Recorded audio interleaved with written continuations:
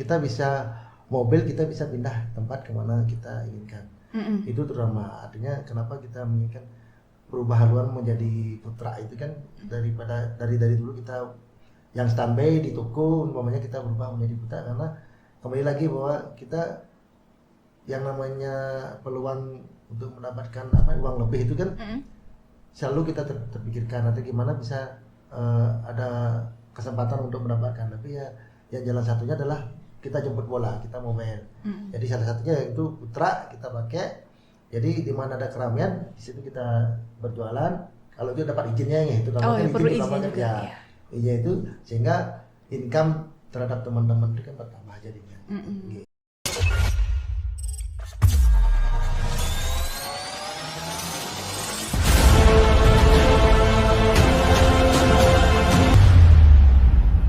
Halo Sobat Ton dan Pasar, kembali lagi di Pusaka dan Pasar Collab Podcast bersama saya Ida Ayu Alit Sri Laksmi. Nah Sobat Ton dan Pasar, sudah cukup lama kita tidak berbincang dan hari ini kita akan kembali berbincang seputar kuliner ataupun usaha dari Kota Denpasar. Dan saat ini sudah bergabung bersama saya seorang pengusaha yang sangat familiar tentunya. Cukup sering bertemu dengan saya kebetulan beliau adalah Pak Komang Sugiantara, pengusaha food truck Bali, salah satu pelaku UMKM juga yang aktif di Kota Denpasar. Bagaimana kabarnya hari ini Pak Mang? Baik-baik Om Ya. Swastiastu. Tiap manggilnya Pak Mang nadas yang gini. Iya boleh, Mang Kakul boleh bebas. Jadi beliau ini punya nama panggilan Pak Mang Kakul gitu akrabnya Pak Mang ya. Baik, Pak Mang ini merupakan salah satu pelaku UMKM yang ada di Kota Denpasar Semeton dan beliau ini sekarang sedang mengembangkan food truck gitu ya Pak Mang ya. Nah, mungkin boleh nggak diceritakan secara garis besarnya itu apa itu food truck Pak Mang buat teman-teman yang mungkin belum tahu Pak Mang. Oh, baik terima kasih sebelumnya salam kenal Semeton sareng sami ring Denpasar walaupun di Bali. Jadi food truck ini adalah berjualan tuh di atas mobil, jadi basisnya di mobil.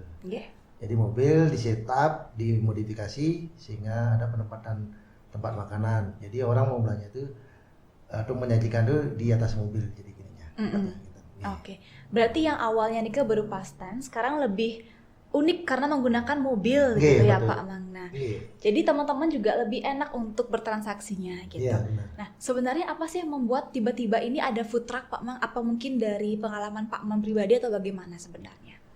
Sebenarnya kita lebih ke perkembangan perkembangan zamannya artinya kenapa bergelut di bidang food truck. Jadi dulu itu adalah kita lebih ke stand ataupun ke ruko. Jadi di mana pada saat sewa ruko itu terlalu mahal gitu kan. Nah jadi kenapa nggak kita beralih atau kita mencontoh ke daerah-daerah lain itu orang sudah mulai pakai food truck dari sana mulai idenya tuh kok di luaran tuh kok bagus sekali kelihatannya ya pakai food truck gini stylenya berjualan gitu kan. Nah lebih praktis juga kan.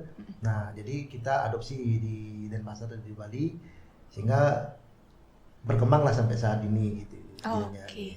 Berarti memang melihat inspirasi dari teman-teman pelaku usaha yang lain gitu ya Pak Mang ya. Berarti kalau food truck ini apakah dia hanya khusus untuk makanan saja atau mungkin bisa ada penjualan yang lainnya juga Pak Mang? Saat ini sih teman-teman yang di komunitas itu baru makanan aja. Oh gitu. Oke. Berarti kan tadi Pak Mang bilang kalau food truck ini itu lebih memudahkan pelanggan gitu ya. Kenapa lebih mudah Pak Mang kalau boleh tahu? Karena dia lebih mobile, artinya gini, ketika kita punya tempat di ruko, udah ada usaha di tempat toko itu mamanya kan, jadi pelanggan ke sana ketika istilahnya pasar surut itu pasti ada, setiap usaha itu ada pasar surut gitu. Artinya ketika itu udah mulai tempatnya mulai agak sepi atau gimana, kita bisa mobile pindah tempat. Jadi enaknya di food truck itu adalah kita tidak mesti harus satu tempat aja, tapi bisa berpindah-pindah. Jadi di mana ada keramaian bisa di sana gitu. Jadi misalkan kalau tempat A ini udah mulai sepi kita ke tempat B gitu. Oh ya lebih efisien tanpa kita menyewa tempat lagi. Kalau kita nyewa ruko yang selama ini kan lumayan juga besar juga kan selama setahun gitu kan. Nah tapi kalau putra dengan modal sedikit tapi bisa kita terus pindah-pindah tempat. Jadi di sini sepi pindah lagi tempat lain di mana. Atau enggak ketika ada suatu kegiatan maunya ada event diundang tempat keramaian kita bisa langsung gitu. Tidak ribet jadinya, lebih praktis dia. Tidak ribet dan juga tidak menghabiskan tempat yang banyak ya Pak Mang sebenarnya karena simpel dia perjualannya gitu. Pertama mobil kita beli yang mobil biasa, mobil artinya mobil penumpang biasa itu kita modif kita masuk ke bengkel putra khusus, atau ada teman yang memang mobilnya pickup kita rubah menjadi mobil putra, mobil berbasis makanan yang mana di dalamnya tuh sudah disetting penyajian tempat makanan gitu. Itu gitu ya. Oke, berarti memang itu dimodifikasi sesuai dengan kebutuhan dari Ya masing-masing betul, pelaku. sesuai dengan kebutuhan masing-masing atau produknya teman-teman itu. Oke, jadi kalau teman-teman yang mungkin ada menggoreng, ada tempat untuk Ada khusus tempat khususnya menggorengnya. untuk gorengnya ya. Oke, kalau cuma untuk display berarti memang full display Full gitu ya display Pak? dia, iya. Oh. Tergantung konsep teman-teman atau branding produk teman-teman sendiri apa gitu. Oke. Nah, apa sih yang membuat Pak Mang itu berpikir kalau misalkan food truck ini itu peluangnya bagus, terutama di Kota Denpasar gitu Pak Mang, sampai akhirnya menerapkan food truck itu di sini gitu. Karena itu dah seperti yang tadi saya bilang, itu dah peluangnya adalah kita bisa pindah tempat kemana kita inginkan.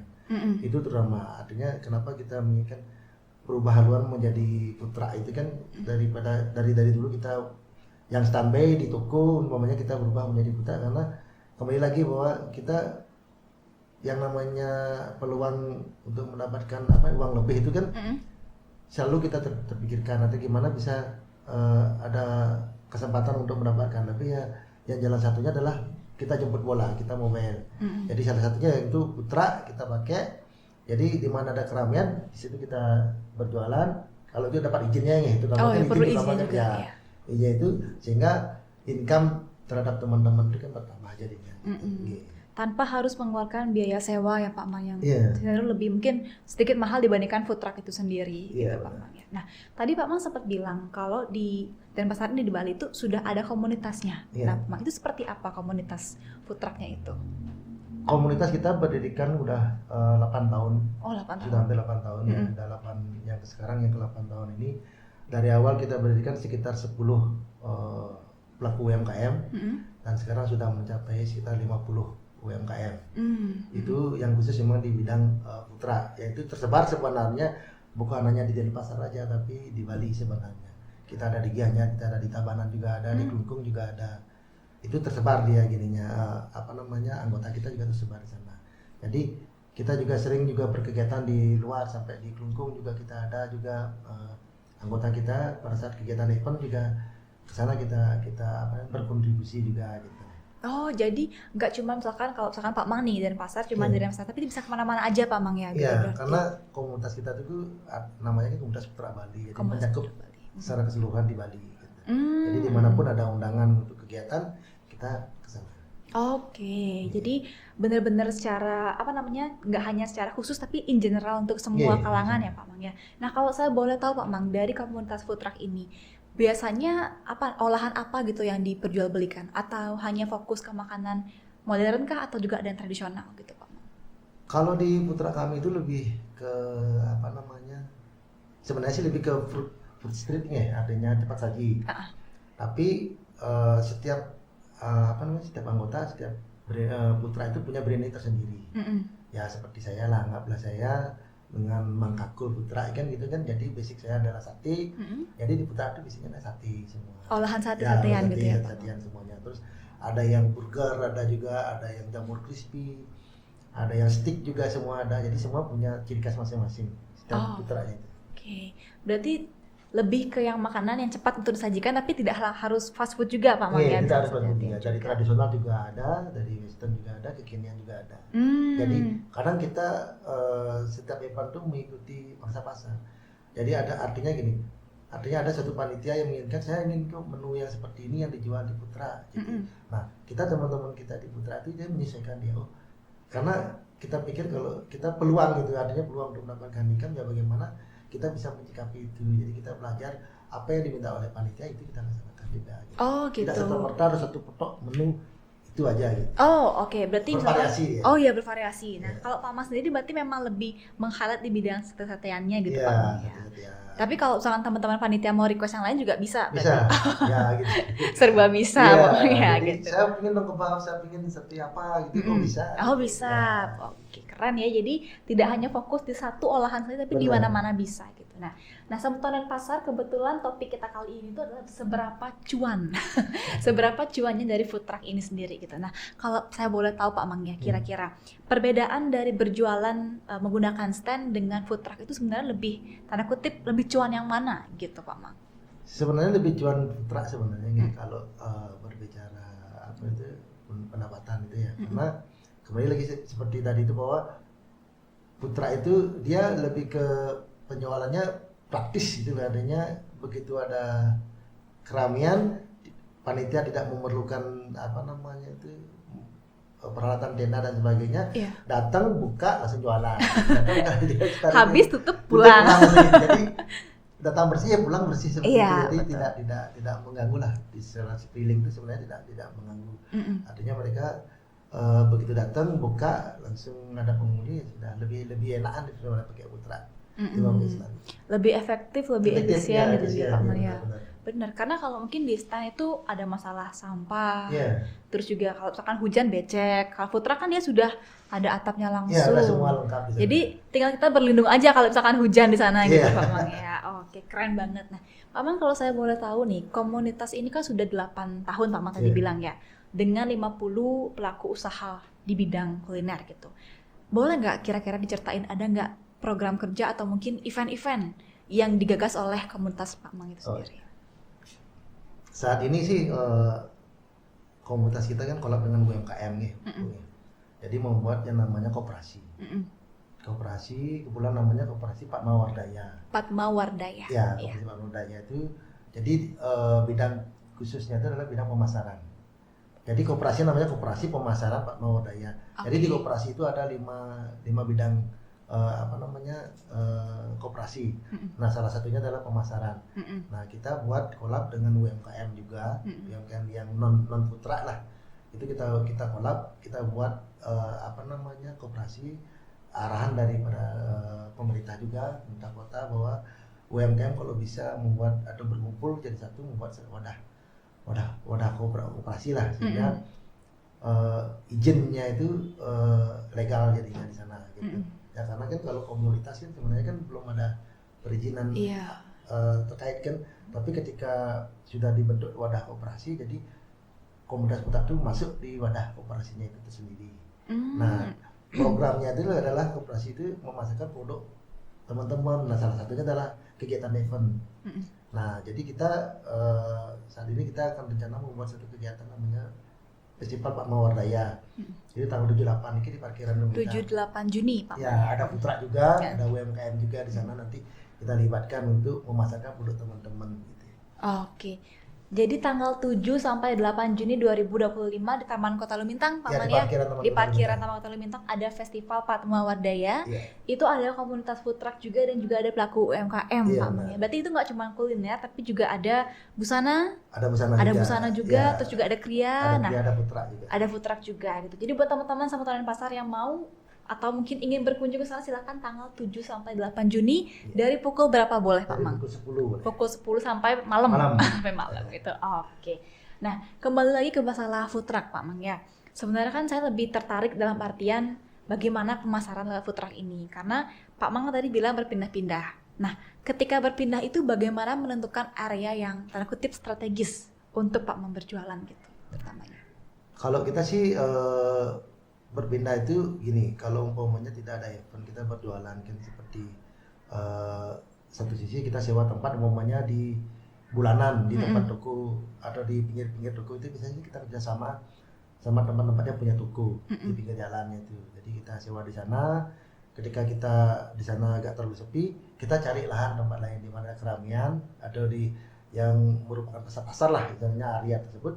Kita cari tempat di sana yang menentukan. Jadi fungsinya putra itu lah, mobilnya itu bisa, kalau kita sewa toko itu kan perjanjiannya kan 1 tahun 2 tahun gitu kan. Nah, tapi kalau putra itu kan bisa bulanan dia. Jadi ketika bulanan kita ada 2 bulan kita merasa sepi, kita bisa pindah cepat mencari tempat keramaian. Itu di luar event ya. Iya, di luar event. Kita berbicaranya yang rutinitas. Itu bisa cepat kita pindah 1 bulan, pokoknya kita kok kayaknya nih sepi di sini ya, tidak ada prospek umpamanya, ya kita bisa cepat. Artinya kita kan tidak mengeluarkan uang yang banyak, cuma kita biaya sewa toko yang yang setahun umpamanya nggak sampai 30 juta 50 juta umpamanya, kan sebulan kan bisa cuma 1 juta 1.500.000 kan cuma segitu. Artinya kita gambling di 1,5 juta sampai 2 juta satu bulan untuk mengetahui pangsa pasar di daerah itu apa sih gitu umpamanya. Rame apa enggak itu kan. Nah kalau umpamanya itu rame ya kita bertahan terus sehingga diperpanjang ya, terus diperpanjang gitu. terus. Tapi kalau umpamanya dia kurang sepi gitu, kurang peminatnya, ya kita bisa pindah lagi ke tempat lain. Itu yang namanya putra gitu. Nah di samping itu juga kita sering kerjasama juga sama pihak EO juga swasta juga kan, sama pemerintah juga yang mengadakan satu kegiatan event-event. Nah di sana kita setiap ada kegiatan diundang untuk untuk mengisi slot daripada kegiatan tersebut sehingga kita bisa memasarkan produk-produk dari putra itu sendiri. Oke. Jadi memang nggak hanya diam di tempat yang sama tapi harus riset juga Pak Man ya, nggak bisa kayak langsung stay tapi harus kesini lagi gitu. Karena menu atau produk teman-teman kan lebih ke street food dia. Jadi seperti itu kan pasar-pasarnya kan kayak musiman, kayak model-model gitu kan. Kayak minuman boba lah katakanlah gitu kan. Paling bertahan cuma 3 bulan 4 bulan dulu namanya es kepal Milo kan. Saya suka itu Pak Man, saya suka. Bertahan cuma 3 bulan 4 bulan. Iya, musiman. Kalau kita sewa setahun gitu tempatnya aja kita kan rugi dari sekian. Cuman musimnya cuma 3 bulan 4 bulan udah selesai. Jadi itu berlaku juga terhadap putra juga, artinya mereka untuk bisa dia pindah-pindah itu dia mengikuti pasar-pasarnya itu rame apa enggak di sini. Kalau mau dia rame dia lanjutin, tapi kalau dia sepi ya sudah harus pindah. Memang rugi banyak kan ya. Iya lumayan. Nah dulu saya sering sewa tokonya ya gitu, kenapa saya beralih ke putra. Saya sewa toko selama setahun 15 juta gitu ngomongnya tuh. Terus baru 3 bulan tak kelihatan sepi, gimana mau dioper susah juga, karena kan rugi juga uangnya sekian juta. Terus pindah lagi tempat lain, lagi sewa toko lagi perpanjang setahun lagi sebulan, artinya terus seperti itu. Siklusnya itu seperti itu Pak Mang ya. Karena lagi saya itu di bidang sate kan, sate yang unik, yang memang bukan makanan setiap hari kan. Kayak sate kakul itu kan bukan yang makanan dari konsumsi untuk setiap hari juga kan, artinya itu dah. Jadi pindah sini, bagus selama 1 bulan kurang ini, jadi kita harus cepat pindahnya ke tempat lain gitu ya. Nah itulah tujuan kita gamblingnya 1 bulan 2 bulan aja untuk mengetahui pasar-pasar di sana. Nah sekarang itulah saya mulai beralih putra, sehingga sampai sekarang saya nggak pernah sewa toko, jadi putra lebih cuan soalnya Pak Mang ya. Dan jadi banyak resikonya lebih rendah. Benar. Ya, gitu. Jadi kita kalau umpamanya ya sama tahu kan itu bosan umpamanya kan, kita bisa jual putranya kembali, jadi modal kita balik lagi. Jadi kalau kita sewa toko kan, begitu kita keluar uang otomatis penyusutan selama setahun habis juga. Iya benar. Jadi kita mulai uang umpamanya 20 juta 30 juta sewa toko selama setahun kan udah hilang uangnya. Jadi kita uang 30 juta itu kita belikan putra, setahun umpamanya itu kita jual lagi kan putranya kita kembali uang kita. Iya benar. Jadi nggak lebih beresiko dibandingkannya malahan itu ya Pak Mang ya, benar. Jadi lebih cuan, dan juga mungkin ini cocok buat teman-teman yang mau memulai bisnis cuman ragu gitu ya, food truck ini solusinya gitu. Nah Pak Man, tapi saya juga bingung terkait dengan makanan yang dijual di food truck itu. Nah misalkan ini dalam sehari yang sama itu ramai, gimana sih sistem untuk restock atau pembuatan makanan barunya? Apakah langsung di food trucknya atau mungkin Pak Man buat di tempat lain dianterin ke sana gitu Pak Man? Lebih teknikalnya. Di setiap food truck itu biasanya ada di sistem pendinginan juga, ada freezernya juga kan gitu kan. Nah, tapi kalau ini kita berbicara event itu biasanya kita bawa dari stok dari luar. Artinya kita bawa dari rumah, pada saat event itu kita stoknya di luar food trucknya lah, kita bawa stoknya untuk mau mensupport putranya itu sendiri. Tapi kalau umpamanya yang setiap harinya itu ya paling kita sesuaikan dengan ancar-ancar lah, kalau produksinya sekian aja gitu, jadi cukup sekian penjualannya gitu. Oke. Tergantung berarti ya Pak Mang ya. Ya stoknya tetap di rumah dia. Oke. Nah tapi Pak Mang, berarti food truck ini itu dalam tanda kutip bukan Pak Mang yang buat tapi sudah ada yang menjual gitu ya Pak Mang ya, atau gimana Pak Mang? Karena kan tadi Pak Mang bilang bisa disesuaikan. Nah itu disesuaikan dengan usahanya Pak Mang atau gimana Pak Mang? Maksudnya dalam artian misalkan ada nih penjual food truck atau food truck kita buat sendiri Pak Mang? Ada bengkelnya. Oh, bengkelnya. Nah, Ya. itu maksud saya. Saya Ada kira Pak bengkelnya. Mang buat sendiri gitu. Wah, keren banget ya kalau buat dapur sendirian di food truck gitu. Berarti ada bengkelnya. Ya, kita desain, kita serahkan ke bengkel putra. Udah itu konsepnya kita adungin gimana, terus sesuaikan dengan biaya yang yang disepakati. Oke. Kalau sudah sepakati dengan gambar dan itu baru kita bersama. Jadi ada bengkelnya khusus. Kalau kita nggak bisa orang itu motong, belas. Kirain Pak Mangnya ngelas tiap malam gitu dibuat dinding-dindingnya gitu. Ada bengkelnya, tapi Ada bengkel. by desainnya kita sendiri Pak Mang ya berarti. Nah, Kita bisa request sendiri apa maunya di dalamnya itu apa gitu. oh, oke. Iya. Nah, itu berarti kan keuntungan plus juga Pak Mang, kita punya stand tanpa harus pindah-pindah stand itu ya Pak Mang. Jadi Iya, kita bisa benar. mendekor stand kita dengan food truck ini lebih gampang gitu Iya, sebenarnya, dan juga biaya yang relatif lebih murah dibandingkan kita menyewa tempat Jauh biasanya, lebih Pak Mang. murah. Jauh sekali Pak Mang Iya. ya gitu. Dan lebih enak juga perawatannya, tinggal dicuci, dibersihin gitu ya, nggak perlu nyapu. Paling sampai rumah kita nurin bahan-bahan baku, Mm-mm. gitu kan, terus perabotan yang emang udah selesai dipakai kita cuci, nanti masuk lagi ke mobil, dia udah langsung sana gitu. Oh, oke, iya bener. Itu kan emang tanggung jawab sebagai pelaku usaha ya Iya. Pak Mang ya gitu. Oke, nah Pak Mang, kalau untuk menjaga kebersihan tadi Pak Mang, itu Pak Mang gimana sih perawatan food trucknya sendiri gitu? Apakah harus rutin dibersihkan di bengkel khusus atau gimana Pak Mang? Yang pastinya untuk kebersihan pasti kita cuci lah di tempat mobil itu kan masih bisa kan, artinya yang memang rutin lah setiap kita satu biasanya kalau kita lagi ada event, kita setelah selesai event langsung kita masuk ke pencucian. Karena kalau nggak itu kan kasihan nanti bahan-bahan baku yang tak bisa terpakai itu nanti kan bau busuk nanti di dalam mobil kan. Nah, untuk menghindari itu kita langsung masuk ke cuci mobil biasanya langsung.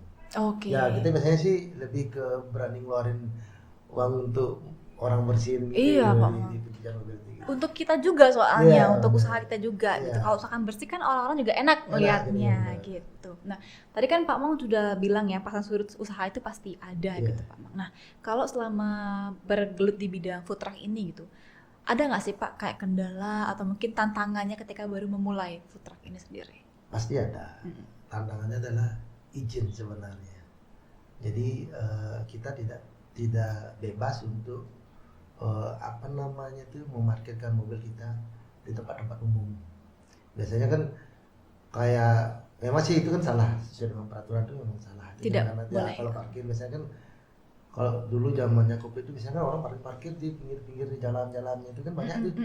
Itu dia buka usaha apa kan, yang ada yang jualan tisu, jualan gitu kan kayak nggak seperti itu. Nah, kalau jualan seperti itu kan izinnya gitu kita nggak berani, apalagi kita mengatasnamakan komunitas itu kan. Iya. Jadi kita tidak sembarang juga harus menaruh tempat dulu, yang paling tidak kita mencari tempat di mana pemilik toko itu mau memberikan lahannya atau menyewakan lahannya secara bulanan. Itu yang kita cari sebenarnya, yang seperti itu. Gitu. Itu kendala kita sih masalah tempat. Biasanya kan kadang-kadang pemilik toko itu tidak mengizinkan lahannya disewa gitu kan. Nah, makanya kita lebih ke promonya itu atau lebih memasarkan putra teman-teman untuk selalu berkegiatan itu lebih ke kegiatan-kegiatan event kayak event kampus. Kita kerjasama sama kampus Warma Dewa, kampus di UNUD juga kita sering kita kerjasama. Nah, kita arahnya ke sana. Kita selalu berkolab dengan beberapa perusahaan untuk biar bisa putra kita ada di tempatnya. Lebih gampang lah untuk aksesnya Pak Mang. Kalau dulu waktu zamannya Covid, nah dari kebetulan komunitas kita dibantu oleh salah satu bank lah, boleh sebutin banknya? salah satu bank lah, kita diundang setiap hari itu giliran teman-teman untuk standby di depan banknya itu. Jadi kita melayani customer sama pegawainya, sebentar artinya mereka biar nggak keluar, jadi kita yang standby di sana. Itu juga enaknya di Putra itu ketika kita ada dapat panggilan sama yang punya tempat atau punya hajatan, itu kita bisa langsung di mana mereka standby. Tinggal cus Pak Man ya. Ada satu kegiatan dia motor klub umpamanya itu daerah Budugul umpamanya kita diundang, nah kita bisa langsung standby. Iya, nggak perlu mikirin tempatnya lagi Pak Mang ya. Langsung standby di sana gitu. Langsung ikut ride-nya juga Pak Mang. Langsung itu yang kita lakukan selama ini. Oke, berarti kendalanya di bagian izin aja ya Pak Ya. Mas. Selebihnya itu cuan semua. Ya, Astungkar. Nah Pak Mas tadi keren banget berkolaborasi dengan pemerintah, terus juga pihak swasta, Iya. kampus-kampus juga ada bank. Ada. Nah selain 4 yang tadi itu ada nggak lagi target atau mungkin sasaran yang akan Pak Mang ajak untuk berkolaborasi gitu untuk komunitasnya Pak Mang sendiri? banyak sih sebenarnya yang ingin kita kita inginkan adanya untuk kolaborasi. Jadi tentunya itu ya seperti yang tadi itu adalah kegiatan-kegiatan event-event itu tersebut. Terus ya kalau bisa sih di komunitas kita ada suatu wadah atau panitia yang memang mengundang kita khusus untuk membuat satu harapan kita membuat suatu putra pes itu loh. Gitu. Astungkara Itu kan harapan kita karena Iya. siapa tahu kan ada yang mau melirik, ayo buat festival putra di Bali yang gede gitu. Kalau dulu pernah ada salah Di satu mana koran itu di parkiran ini, salah satu koran terbesar di Bali itu buat namanya festival putra di parkiran utara. Itu awalnya, setelah itu berlanjut mendirikan komunitas. Oh gitu, karena event itu berarti ya Pak Mang. Itu dia mengundang festival itu, kita dari mobilnya biasa, langsung punya insting gimana caranya Di branding ulang. Iya, karena mungkin melihat potensinya besar ya Pak Mang ya. Potensinya besar, ternyata emang Besar. besar. Emang cuan. Nah, habis itu udah langsung berlanjut. Sampai sekarang. Tertarik semua, Astungkara. tertarik ini, buat putra. Iya. Karena emang lebih gampang, lebih Lebih cuan dan gampang. juga lebih efektif ya Pak Iya, Mang ya benar. dibandingkan dengan mungkin menyewa tempat Iya. gitu. Oke, nah Pak Mang mungkin ini tips buat teman-teman yang ingin memulai usaha food trucknya itu Pak Mang. Dimulai dari apa dulu? Ini yang pertama, silakan Pak Mang. Yang penting kan niat dulu ya. Niat. Ya itu yang pertama tuh, kalau tidak ada niat otomatis semuanya tidak jalan. Gimana orang nggak ada niat mau jualan kan nggak bisa juga. Jadi niat usaha dulu, niat usaha, bagaimana sudah tercipta niatnya itu baru kemauan itu juga ada, baru mulai ide mau buat putra. Memang sih pasti modal yang utama juga kan, adanya modal juga ada. Di sana kan modal tidak, putra itu tidak harus mesti modalnya besar juga. Artinya modal ya kalau sekarang yang namanya kur itu kan yang ada 25 juta itu kan yang Sudah tanpa jaminan kan bisa. Artinya ada yang 25 juta itu cukup juga sebenarnya. Gitu. Kita pakai mobil yang biasa juga. Kayak mobil Zebra Station, Kerry Station kan bisa dimodif, atau mobil-mobil yang lama yang bisa dimodif. Intinya kan branding kita mau arah kemana gitu kan. Jadi ketika mobil itu sudah dimodif sedemikian rupa menjadi putra itu, di branding secantik mungkin, pastilah artinya terciptalah putra yang diinginkan. Iya, brandingnya. Berarti pertama itu niat, Ya. kedua itu modal sudah pasti ya Pak Ya, Mang ya, pasti karena lah. kan namanya Orang juga orang mobil ya, usaha, bisa. iya orang nggak mungkin tiba-tiba nol gitu. Tapi balik lagi ini untuk poin pentingnya itu di branding Pak Mang Iya. ya. Jadi kalau misalkan modalnya besar tapi tidak bisa membranding kan Benar. sama aja bohong gitu Benar, Pak Mang benar. ya gitu. Dengan modal yang tadi Pak Mang sebutkan itu sudah cukup membuat food trucknya. Tergantung juga dengan bahan baku dan juga Iya. apa yang mau dipasarkan Nah, itu gitu ya Pak Mang ya. Nah oke, Pak Mang mungkin terakhir nih pesan atau kesan atau harapan lah untuk komunitasnya Pak Mang ke depannya atau untuk food truck Bali ke depannya itu apa Pak Mang? Kalau boleh disampaikan di podcast kali ini. Harapan saya sih semoga komunitas kita tetap kompak dan selalu.